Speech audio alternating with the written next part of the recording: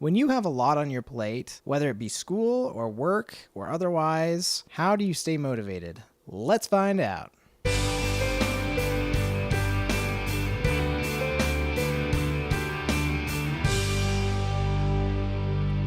So when I was going through my undergraduate, there was many times when I felt overwhelmed.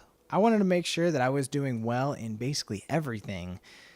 To make sure that I had what I needed to do in order to go to dental school. There was even some times when I just felt like breaking down because I was at a point where I was spending so much time on my classes, but it was really to no avail. When you're in those types of situations, which everyone goes through those situations, it doesn't matter if you're in school, it doesn't matter if you're in work, you're going to face that in your life. So what can you do to stay motivated to overcome those things? I've got 3 easy rules that you can follow. These have been things that have really helped me, and specifically it's really helped me through my undergrad. So let's get started here and we'll just kind of roll through them.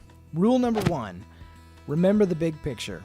For me, the big picture was becoming a dentist. For you, it might be something else. You have to have a big picture in life. There was a lot of times in my undergrad when I just didn't want to do some of the assignments that were given to me.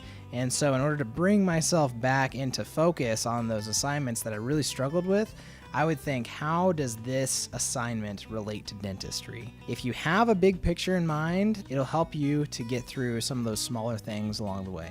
Rule number 2, take the big picture and apply it to what you're doing right now. So let's say, for example, you're in school, you're going through your undergrad, and you are really having a hard time with a class. You have an assignment that you have no desire to do, you have no drive for it. So what do you do to get through it? Because you have to do well. So think about what your big picture is, and just as an example, let's think about mine. One of the experiences that I had was I went through general chemistry, and there was a lot of stuff in chemistry that I didn't necessarily care for, but it was very important for me when it came to taking the DAT, as well as just overall having good grades to apply to dental school. So in order to do well on those things, I would think, okay, so I'm working with acids and bases. Let's just talk general chemistry.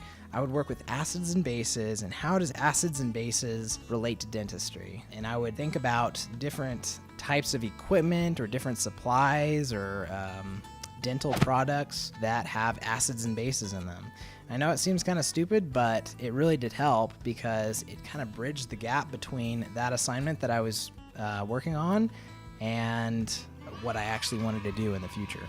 Okay, rule number 3, when you reach your limit, and you will reach your limit sometimes when you're working on things, take a step back and give yourself a minute to breathe. Even the most capable people have challenges when it comes to getting stuff done. When you have overloaded yourself and you just feel like you don't have any more to give mentally, then just step back, and give yourself some time. I took a lot of naps when I was going through my undergraduate work, and that is perfectly fine.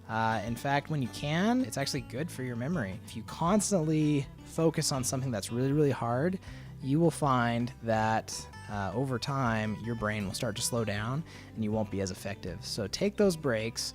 It's okay, and you'll get through it. So those are the 3 rules. Hopefully that helps you out. Thanks so much for watching. We'll see you in the next video. Keep living the dream.